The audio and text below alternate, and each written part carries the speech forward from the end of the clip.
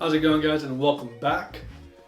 Space has changed a bit. I will be doing a video on that later, but today it's all about the iPhone 17 Air, as we did a video on it about 2 weeks ago, give or take. Anywho, pretty much just going over it, seeing what I've found, discovered, liked, brands I've worked with so far who have sent items to us or to me to review and use and feature in this video. So I've had the 17 Air for about 2 weeks now. All the reviews I read about were complaining about speakers and battery life.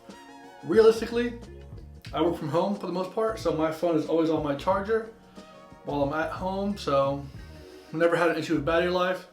When I'm on the road, it's plugged in or docked on my car's dock. So battery life, I've had no issues. I use it a lot. I doom scroll through Instagram a shit ton.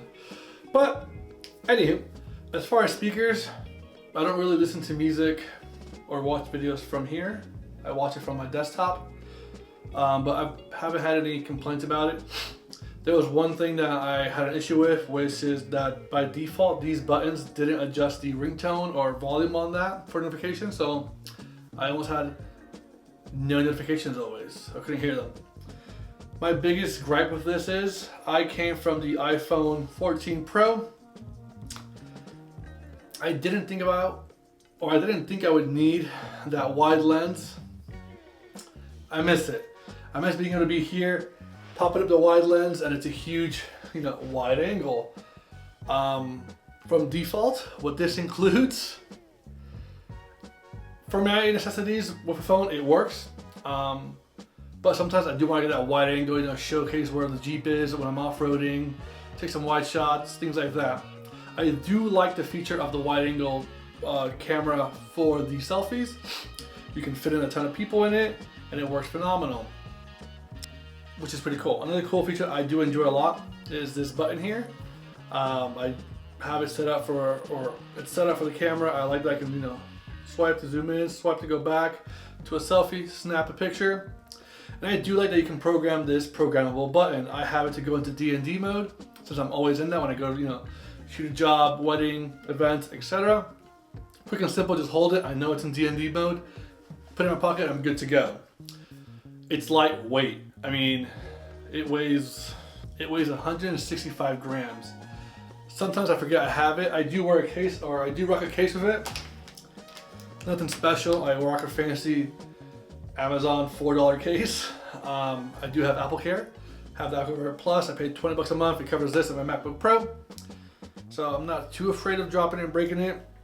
I've dropped it once or twice with the case on and it's worked great. Now the A19 Pro chip in there, I don't really take advantage of because I don't play games on this. I have a dedicated console I play on. I play on PS5, Battlefield, So yeah, I don't really game on this. I don't edit on this. I don't do, other than phone calls, scrolling through Instagram, Facebook, I don't use this as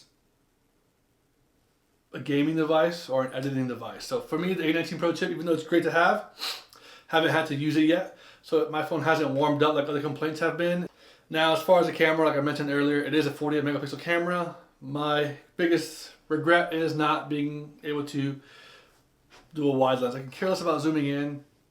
Regardless of anything, you zoom in, you still lose quality on an iPhone. That's what it's like. It's not an Android, it's not one of those phones that you can zoom in 400 times and have a great shot. Now, durability wise, I do ride my dirt bike a lot. It sits in my little pocket in the dirt bike. Hasn't messed with the camera, hasn't messed with anything. I've dropped the bike a couple times with it in there. It seems to be protected. Bending wise, haven't had any issues. It's in my front pocket always, apart unless I'm in the car or I'm using it. It's in my pocket. But apart from that, I want to say thank you to Belkin. They sent me this awesome 3-in-1 charger. The charger can fast charge wirelessly. It has this awesome feature at the built-in fan that will keep your phone's temperature down so that it can continuously do a fast charge up to 80%, which is iPhone's max. Like most phones, it can also charge your AirPods if you have the wireless charging for them, or the wireless charging AirPods. I don't. I have the 2nd gen or 1st gen AirPods Pro. And you can also charge your Apple Watch, which is a big plus. It's a beautiful looking charger. I thought I'd never say that in my life. It works phenomenal. It's easy to use. The phone snaps right into place. It's sturdy. Can't complain there. I also want to give a huge shout out to Smart Devil. They sent me and Lauren the screen protectors for the 17 and the 17 Air. They are easy to apply, as I'm showing you now.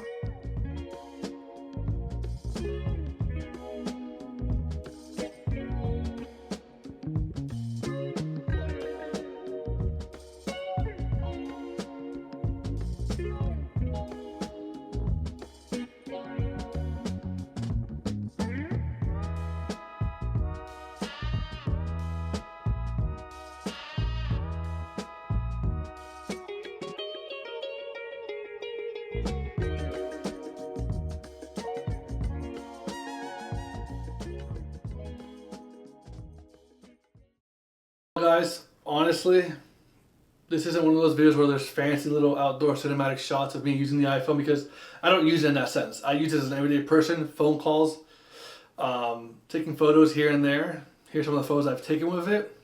They look great. I am a photographer by nature. Full-time career is a photographer slash videographer. So I always have a camera on me, whether it be an Osmo Pocket 3, Sony A7IV, Action 5, Insta360, etc. This is not my main shooting device, which is why I went for the iPhone 17 Air. I want something different. Realistically, that's all I wanted. And this fits the bill for that. So, no complaints. If you want it, get it. It's well worth it. Adios, amigos.